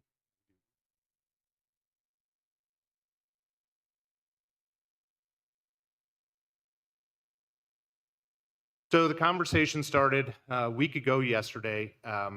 Extreme rainfall event, saw close to 4 inches in some places in the county. DHSEM, which is Division of Homeland Security Emergency Management, was looking at doing a disaster declaration and a state declaration related from a rainfall event starting on June 8th until probably last Saturday is what we're looking at. Damages were reported in Elbert County, Adams County, Lincoln County, related to infrastructure, which is what we call PA. Current tally, not including El Paso County, was close to $7 million in damages. So we had a meeting on Friday where we looked at damages within the county. We haven't gone through the official IDA process, which is the initial damage assessment, but these numbers are raw numbers that we're looking at putting together a formal initial damage assessment to collect the information. But roughly in El Paso County, $3.23 million worth of damage from this rainfall event a week ago Monday. El Paso County Public Works had between $500,000 and $700,000. El Paso County Facilities, $200,000. El Paso County Parks and Rec, $1 million. City of Colorado Springs, close to $100,000 in damages. City of Colorado Springs Stormwater, close to $1 million in damages. City of Fountain, $50,000 to $150,000. And then Security Water District, $60,000 to $80,000. We're still missing some information from some municipalities and departments, but what this led us to believe is that we needed to do a more formal process to collect information. I wanted to step back and talk a little bit, and I'm sure this group is familiar about how the FEMA reimbursement process works. We have a couple of different buckets of funding available. One is called IA, which is individual assistance, and that generally goes to homeowners or businesses. And it's for those people that are uninsured if we have losses there. It's not designed to make people whole. It's to get the in-between and fill some gaps where maybe insurance doesn't cover. And then we have public assistance, which are the big ticket dollar items. Public assistance is going to be roads, bridges, parks, open space, water facilities. And PA is really what this storm event hit us as public infrastructure. There are also something called SBA loans, which are the Small Business Association loans, where there are 25 homes or businesses that are impacted. There may be loans available for those individuals. And those are the biggest, those are sort of the top tier of the federal programs that help us with if we were to go through a federal disaster declaration. So what does that mean for the FEMA public assistance, which is the PA I was talking about? States, territories, tribes are responsible for estimating their cost of damages and assessing what those project costs may be. To receive a presidential disaster deck for that public assistance, which is for the public infrastructure, these estimates must meet indicator. Now, the statewide indicator, as it shows here, is, and I have it up here, the statewide indicator is $1.77 per person, okay, which is a total of $10,335,000. If I'm saying that right, I'm not very good at millions of dollars talking about that. The countywide declaration is $4.44 per person, right? So in this instance, it makes sense for us, based on the statewide damages, to go through a process, if we were to pursue it, right now we're just evaluating it, to go through the process, to go through a statewide declaration, because we would be able, it's going to be easier to achieve that based on the indicators here.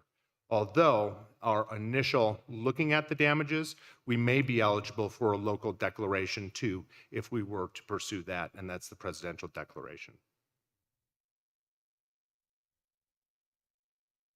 So the PA program, continuing to talk about it, it's in two different groups.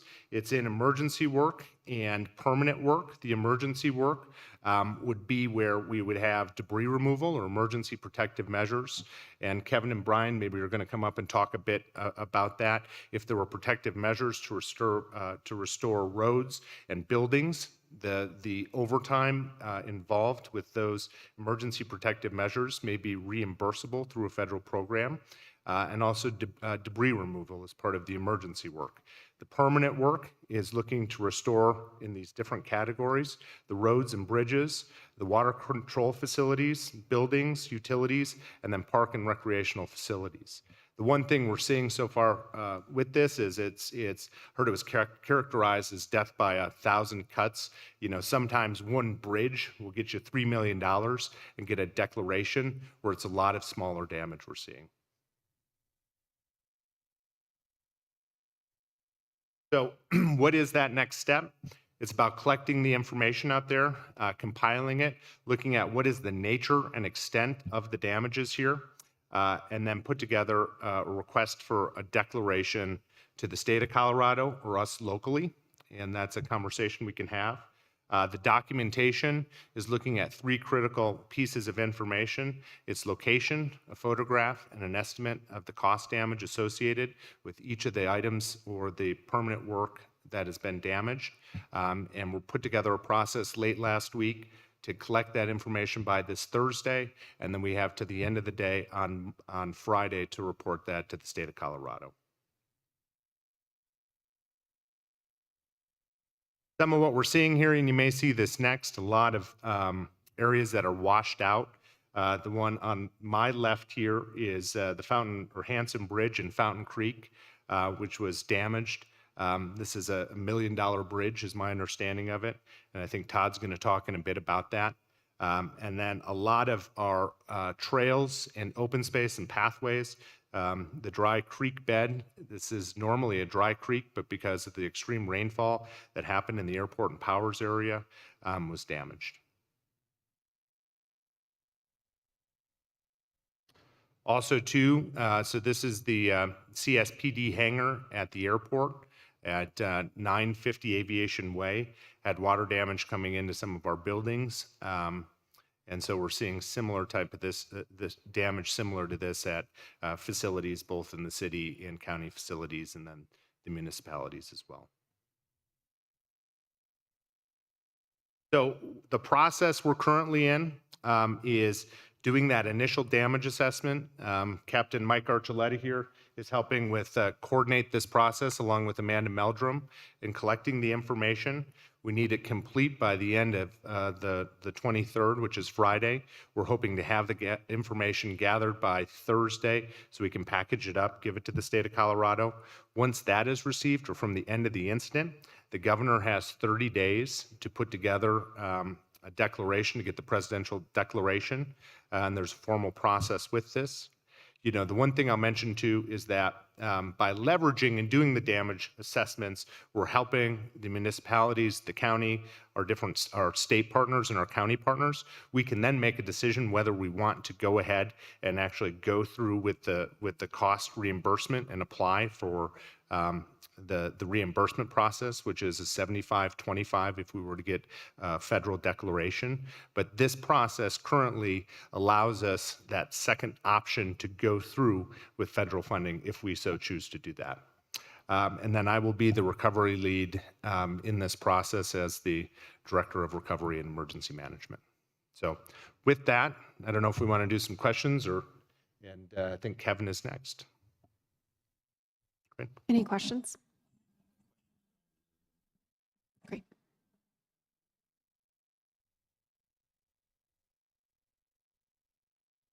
Good morning, Commissioners. Kevin Masson, Director of Public Works for El Paso County. If I could have the slide pulled up for Public Works. I just have a single slide to kind of give a highlight of where we're at, and hopefully you can see the pictures okay on your own screens. During the event, we had a total of 33 road closures. It was kind of a rolling closure of the roads as the water did move from north down to south. At one time, we had a total of 17 that were closed at one time.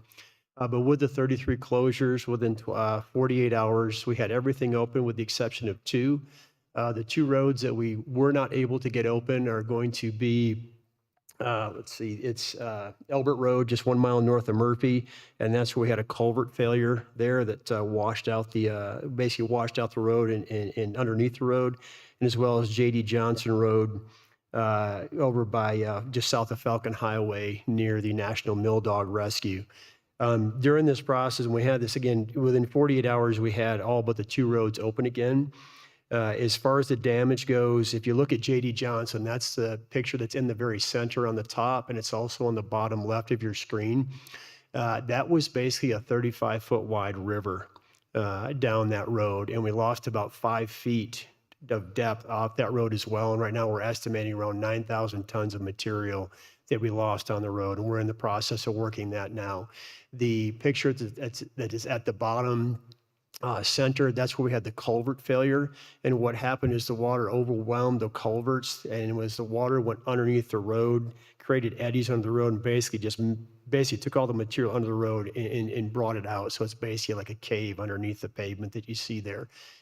We did work with procurement. We've got 250-foot long culverts that are on order that should be here hopefully soon. But everybody in Colorado was looking for culverts in that first 24 to 48 hours. So we'll get that in as quickly as we can and get that road open again.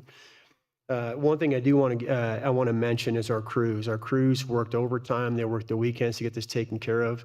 Specifically, I want to give a shout out to Don McAllister. We jokingly say that Don is our mayor of Eastern El Paso County. I don't think there's a home built out there that he does not know who lives in it, or how long they've lived there, or the history of the area.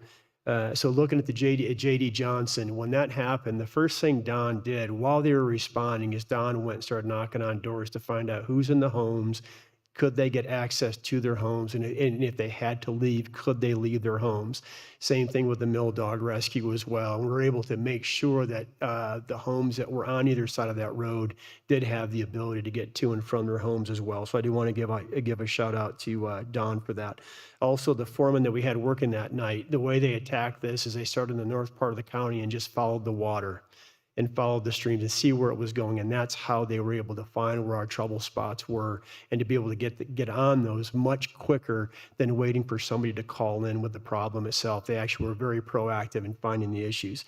At this time, I also want to thank our citizens. It is a requirement in El Paso County that you are to maintain your culvert that allows you to have a driveway onto your property. Our citizens that do maintain their culverts 10 feet of either side prevented additional significant damage by allowing the water to flow. So I do want to thank our citizens for doing that.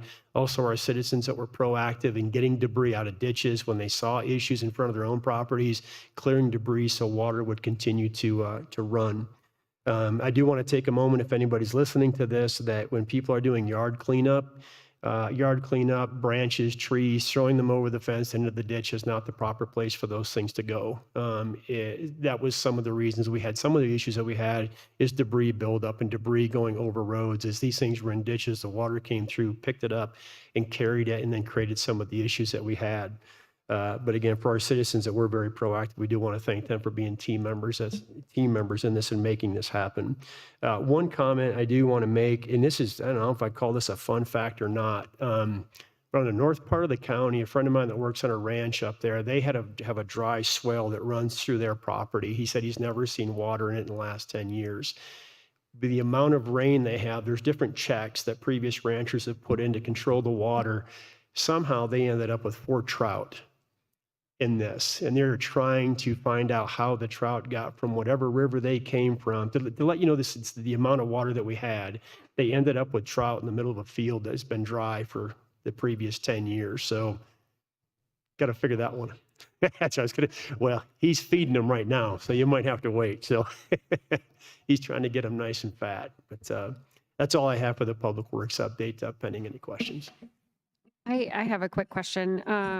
Given your PSA about the appropriate place to deal with the yard waste during cleanup efforts, what do we have any extra slash and mulch events planned? I guess I'm not sure if the appropriate person is here for that.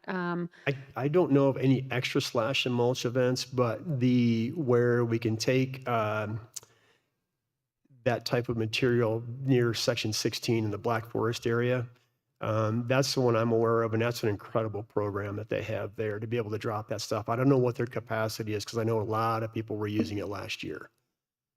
But I don't know of any additionals at this point. I know that the slash and mulch really needed folks to come pick up mulch. Pick up mulch. So maybe kind of if some of your mulch washed away and you need some more, go pick it up so that you can then drop off additional items there. But that is definitely something that we just heard from them recently. Thank you. Any other questions for Mr. Maston? Okay, I think we're good, Mr. Maston. Oh, Madam Chair, I believe we have Todd Martz virtually on Teams to give his update, and he may be able to address the question on the slash mulch issue as well. So, okay, thank you. Is Mr. Martz up next?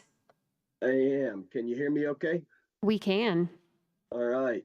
Thank you for accommodating me. I'm a little bit under the weather, and I'm going to share my screen. Referring to the slash mulch, we are still open up there at Section 16 Black Forest, and so you can get more hours and information online, but it is open and we'll be receiving and encourage people to bring their material there. We are near capacity, but we're going to continue to take it, so we're not stopping that. Thank you for this opportunity. I've got some photos and some slides to go through. This kind of gives you some perspective of where the majority of damage is. This isn't all of it. And you can see the congregation of it is mostly down south, but we do have damage in other areas too. I'll kind of walk through some of the specific areas. Andrew mentioned Hanson Trailhead and the bridge. That was something that we had just put in quite a bit of effort. Good news is the bridge survived, but the surrounding trails on both sides were damaged significantly. We lost park property on both sides. The creek bank eroded. A lot of the riprap that we had put in had been taken out. You know, we always say this was the worst flood, but there always seems to be one more that's a little bit worse. And so this is some of the damage at the Hanson Trailhead. You can see the bridge abutments that we've got there is still maintained and they're still there, so we can probably still reuse those. Those go down 35 feet down to the rock bed. And so the structure is okay. Picture on the right is the trail. That was where the trail was. And so when we talk about the efforts that are going to go into the restoring it, it's removing a lot of the debris.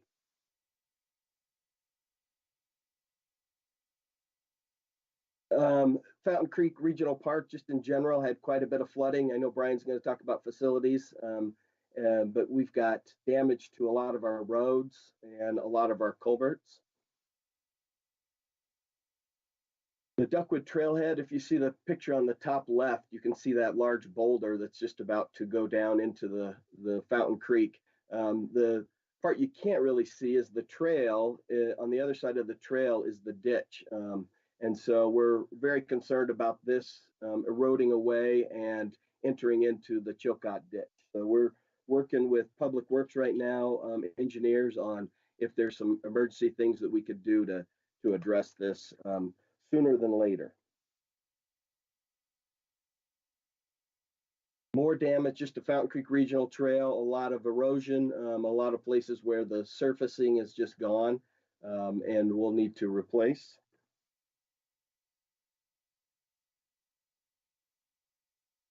Clear Spring Ranch is our park down south, and we partner with Colorado Springs Utilities on this, and so they own the property, but we manage the trails and the recreation area. Some just significant loss of park property. The picture on the left is the trail, and so you can see there's it's completely gone, and so we'll have to restructure the trail off to the side. Falcon Regional Park, we did do the Kite Festival, which I'm very proud of our team getting able to do that, but we do have some significant damage here too, mostly culverts that were either failed or just washed away. Homestead Ranch Regional Park, we've already been doing some work out there on the trails, and now we're going to have to reshift some of that effort. You can see the drainage, that's an access road that the gentleman's standing in the ditch, and so we've got some repairs there.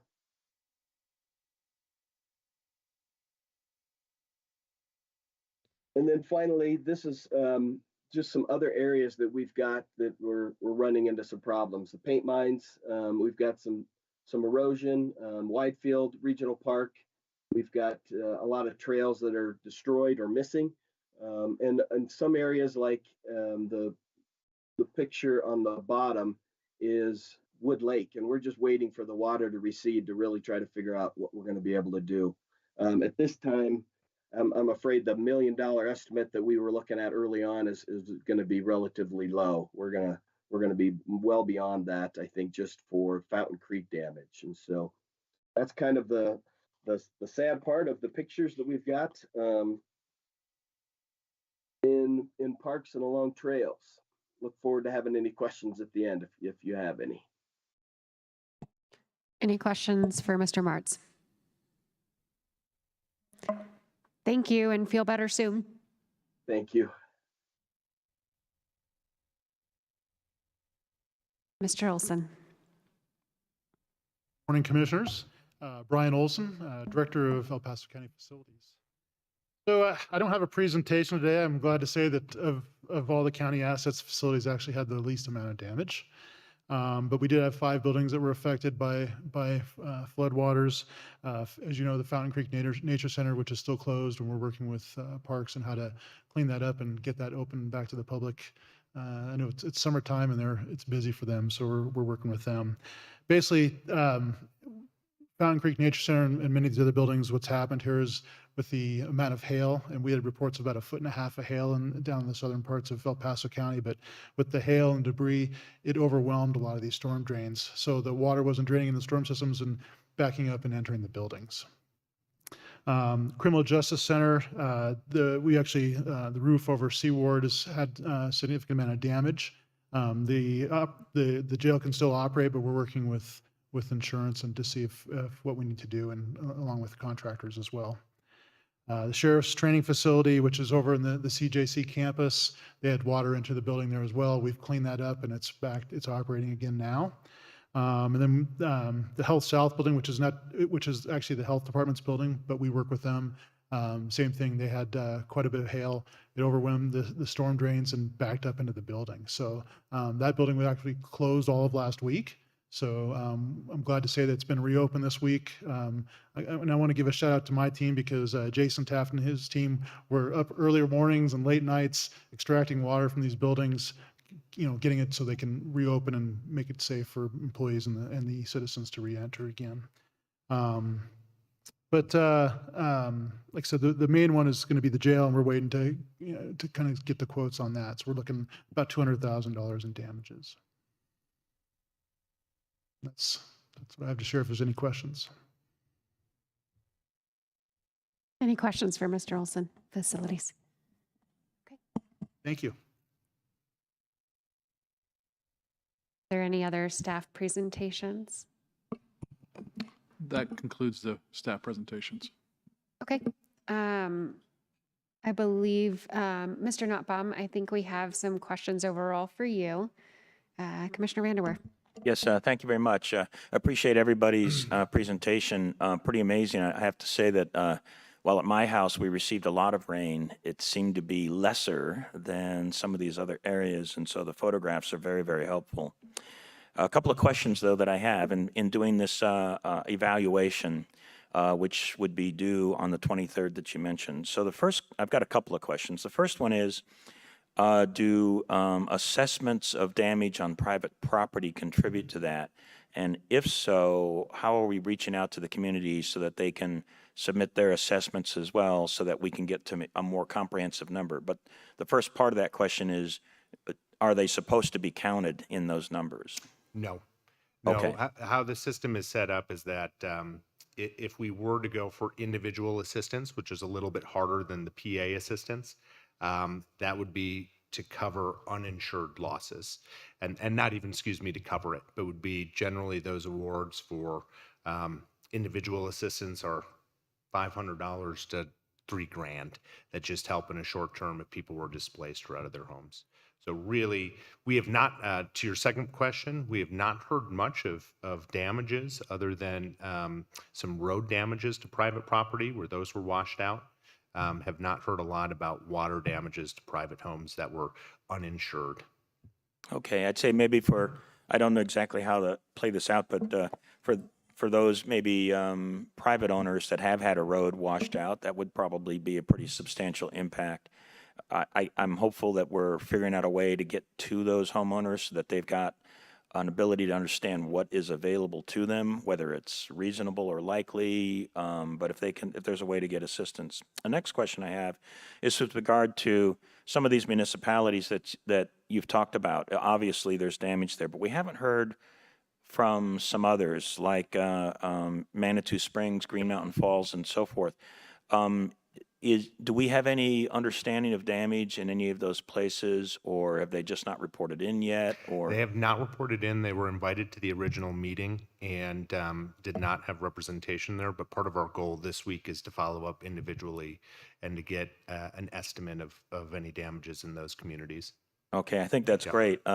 We put a lot of investment into Fountain Creek upstream from Manitou Springs because of the Waldo Canyon fire. So it just very well might be that Manitou Springs, that investment has done well to protect them, but I'd be interested in knowing that. And then we had, a lot of work done in the so-called formerly known no man's land area. That's that area that was county jurisdiction or is county jurisdiction between the city of Colorado Springs and Manitou Springs. And there was a lot of work done on Fountain Creek in there. I'm just hopeful that there's not a lot of damage there, but I'm worried about it a little bit. I haven't heard anything myself. Yeah.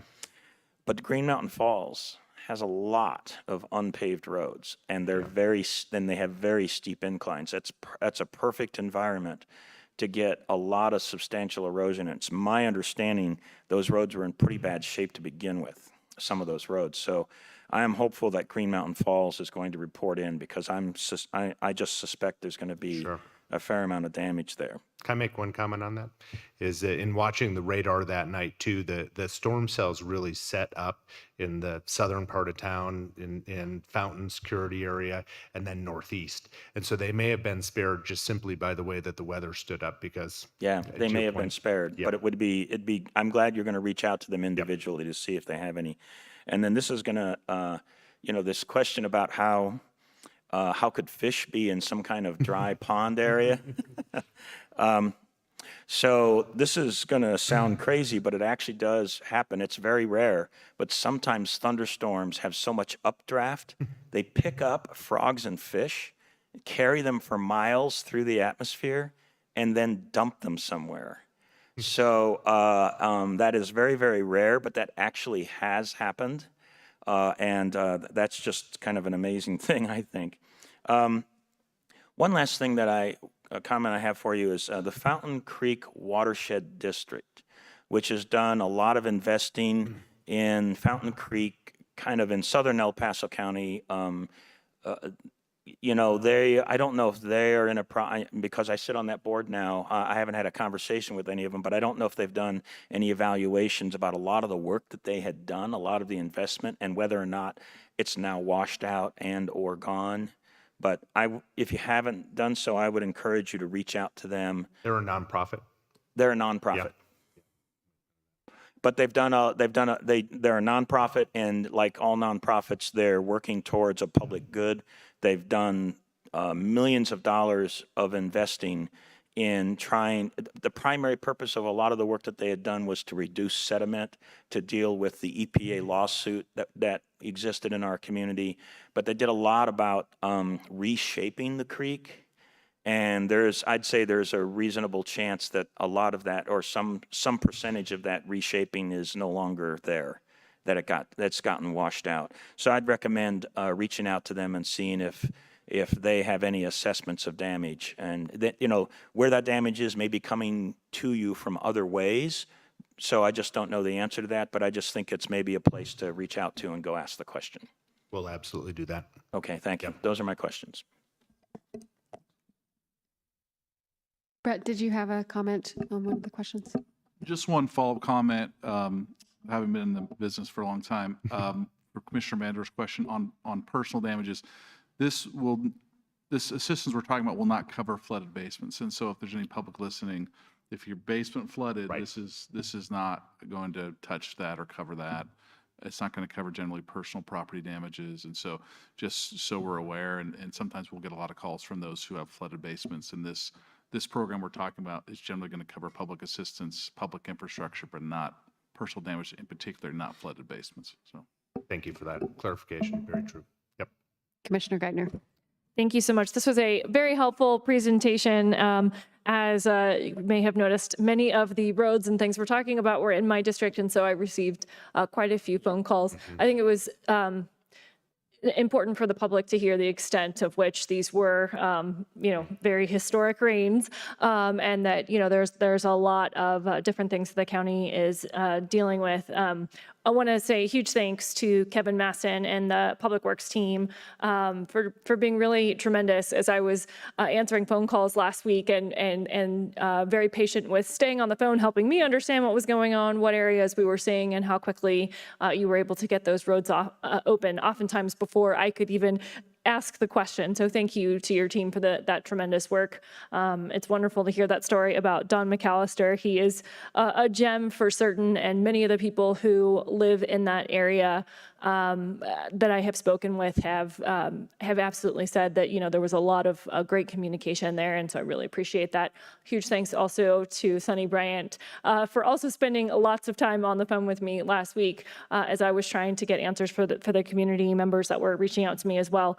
But I really appreciate that comment there. That is one of the things that, has happened that we're seeing here, that I am hearing from a lot of community residents now, whether these are private roads, private driveways, and those type of things. So I appreciate that comment. If there are folks who are looking for assistance in those areas, is there anything that we are aware of at this point that would be able to assist those folks, or what should they be doing?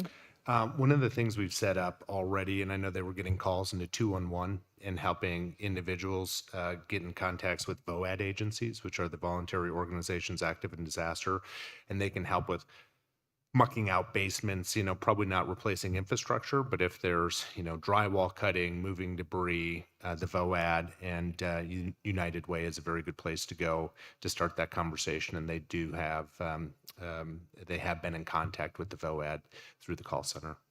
Thank you. Yep. Any further questions or comments? I just wanted to say welcome. what an initiation, your first week that you're receiving here. But we're grateful that you were on it, that you're experienced in this, and I wanted to thank our state partners for being here today and guiding us through this process, and ultimately making sure that our citizens in El Paso County continue to receive what they expect from their government, and I'm grateful that we have leadership willing to work together and take care of our citizens. Particularly, most of our citizens here just love our trails and park system, and I think the loss of that in a very short amount of time is pretty catastrophic for the people who move here for that. Okay. Commissioner Geithner. I neglected to ask one more question. As we were talking about the other municipalities, I'm curious if you have heard anything from Calhan or Rama at this point. No, we have not, but Okay. we will reach out. Okay, Thank thank you you. for that. Yep. Great. Okay. Thank you very much Thank for the you. report today. Oh, can I actually bring up one more conversation? Was wondering if we wanted to talk about the disaster deck and if it was worth putting together a declaration for El Paso County while we have everybody here. After hearing some of the updated of the additional damage that keeps coming in, and one of the things I've heard from Todd and Kevin throughout is that as the water recedes, we're seeing more and can investigate more. And just wanted to have the opportunity to maybe mention that as a conversation as the county attorney and I have been talking about it. So to clarify, are you asking for kind of staff direction to proceed with drafting one? Yes. Potentially? That's correct. Okay. Yep. And that doesn't take a formal action today, correct? No, Madam Chair, I think that we would need to have that at a notice meeting. Agendized. Okay. My folks have a draft ready. They're going to reach out directly to you. Great. Okay. And that's me being new on that process and just getting some clarification on that. We've been in contact, but it could help us maybe with some of the procurement costs. Yep. And commissioners, there's generally not a downside for a local declaration. That's It's pretty constrained and confined to this event. Generally, the state often requires or highly recommends a declaration if the state and the federal government declares an emergency. So the locals generally will declare as well.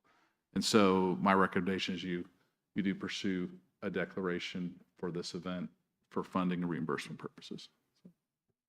Okay. Yep. And this one being unique in that our initial conversation was it was top down from the state instead of the bottom up, which was, I think, where we were thinking we were going. But as the more damage comes in and we start to see it in the county, I think we would meet a threshold either way. So just wanted to bring that up while everybody was together. Thank you. Well, we will stay in touch and look for a future agenda item. Right. Thank you. Please. Good morning, Meredith Nichols with the Division of Homeland Security and Emergency Management. Just one comment on the disaster declaration process.